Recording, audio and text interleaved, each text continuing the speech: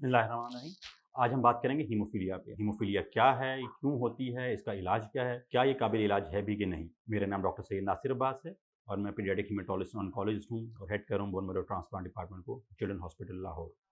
Haemophilia क्या है? Haemophilia एक खून की बीमारी है, जिसको अगर अगर आसान अल्फाज में हम बयान करें तो जब हमें कहीं कट लग जाता है, कहीं चोट लग जाती है, तो कुदरत ने एक निज़ाम रखा है हमारे जिस्म के अंदर कि कुछ टाइम के बाद हमारा खून खुद ब खुद जम जाता है और ब्लीडिंग रुक जाती है। हीमोफीलिया के जो मरीज़ होते हैं अमूमन ये पैदाइशी बीमारी होती है हमेशा, और ये पैदाइश के फ़ौरन बाद नज़र आनी अमूमन शुरू हो जाती है। सबसे पहले जब नज़र आती है अमूमन जब बच्चों के ख़तने होते हैं, तो ख़तनों के साथ ब्लीडिंग नहीं रुकती और सबसे पहले अंदाज़ा होता है कि कोई ब्लीडिंग डिसऑर्डर है। ये बीमारी सिर्फ़ लड़कों में होती है, ये बीमारी बच्चियों में नहीं होती। अगर किसी बच्ची में बीमारी हो तो हमें सोचना पड़ता है कि उसकी रीज़न क्या होगी। अदरवाइज़ मोर देन 99% ये बीमारी सिर्फ़ लड़कों में ही होती है, इसलिए अमूमन इस सर्कमसिजन के टाइम पे सामने आ जाती है। और नतीजा ये होता है कि बच्चे की ब्लीडिंग नहीं रुक रही होती और उसे एक्स्ट्रा हमें मैनेज करना पड़ता है। इसकी रीज़न क्या होती है? ये एक पैदाइशी बीमारी होती है जो ख़ानदान में से आ रही होती है। माँ-बाप में से, माँ में से आ रही होती है, जीन्स के साथ आ रही होती है, और इसमें खून इतना पतला होता है, क्लॉटिंग फैक्टर्स इसमें कम होते हैं, जिसकी वजह से खून जमता नहीं है और ब्लीडिंग होती चली जाती है। इसका हल क्या है? इसकी 2 टाइप्स हैं इसकी, एक हीमोफीलिया ए और हीमोफीलिया बी। सबसे ज़्यादा हीमोफीलिया ए है। हीमोफीलिया ए के मरीज़ अमूमन सबसे ज़्यादा हमारे पास होते हैं और हमें उन्हीं को सबसे ज़्यादा मैनेज करना पड़ता है। अक्सर इन बच्चों में बाज़-औक़ात किसी भी इलाज की ज़रूरत नहीं पड़ती। उसकी क्या वजह है? उसकी वजह ये है कि हमेशा ज़रूरी नहीं है कि ये फैक्टर बिल्कुल ख़त्म हो जिस्म के अंदर। आम बाज़ औक़ात ये सिर्फ़ इसकी मिक़दार कम होती है। इसकी मिक़दार देखें, अगर 100% में से इसकी मिक़दार 50% भी है तो हमारी बॉडी नॉर्मल काम करती रहेगी। 30% भी है तो बॉडी में कोई अमूमन कोई साइन सिम्पटम्स नहीं आते। इवन 10% भी है तो बाज़ औक़ात कोई साइन सिम्पटम्स नहीं आते।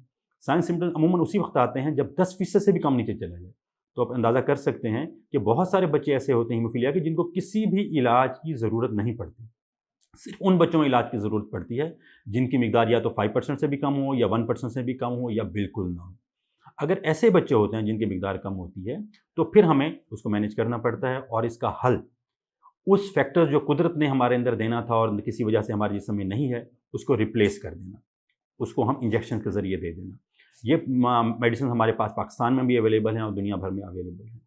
अगर किसी वजह से हीमोफीलिया के बच्चों को फैक्टर ना मिल सके, अवेलेबल ना हो सके या उसकी कॉस्ट बेयर ना कर सकते हो, तो हम सिंपल व्हाइट सेल, जिसे हम फ्रेश फ्रोज़न प्लाज़्मा कहते हैं, वो भी लगा सकते हैं, जो कि किसी इंसान से लिया हुआ होता है, जो आम खून की बोतल से हम निकाल लेते हैं। और उसके अंदर भी इतने फैक्टर्स मौजूद होते हैं कि वो हमारे कुछ देर के लिए काफ़ी हो जाते हैं और ब्लीडिंग को रोक सकते हैं। अब कुछ नई चीज़ें भी आ रही हैं। अब कुछ फैक्टर्स ऐसे आ गए हैं जिसकी लाइफ़ बहुत लॉन्ग है। बहुत अरसा वो काम करते रहते हैं और बाज़ औक़ात वो हमें 3-3 4-4 महीने उसकी ज़रूरत नहीं पड़ती। वो भी पाकिस्तान में अवेलेबल होना शुरू हो गई हैं।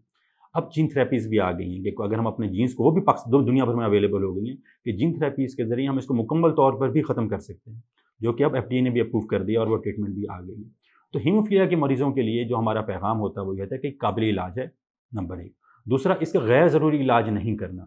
अगर बच्चे को ज़रूरत नहीं है तो आपने उसको कोई इलाज नहीं करना, कोई फैक्टर्स नहीं देने, क्योंकि बाज़ औक़ात हम ज़्यादा एक्स्ट्रा फैक्टर अगर देते चले जाते हैं तो हमारी फिर जिस्म उसको कबूल करने से इनकार करना शुरू कर देता है और इनहिबिटर्स बनना शुरू हो जाते हैं और फैक्टर्स पे काम नहीं कर रहे होते। इसलिए सिर्फ़ उसी सूरत में इसको फैक्टर्स को यूज़ करना है जब ज़रूरत हो। अगर ज़रूरत नहीं है तो बिल्कुल इस्तेमाल ना करें। और ये कि अगर कभी भी फैक्टर्स अवेलेबल नहीं हो रहे और बच्चे को ब्लीडिंग हो रही है, तो आप लोग सिंपल व्हाइट सेल, जो किसी भी ब्लड बैंक से अवेलेबल हो सकता है, वो लगवा कर भी ब्लीडिंग को रोक सकते हैं और उसके बाद फिर डॉक्टर से रिव्यू कर सकते हैं। बहुत-बहुत शुक्रिया।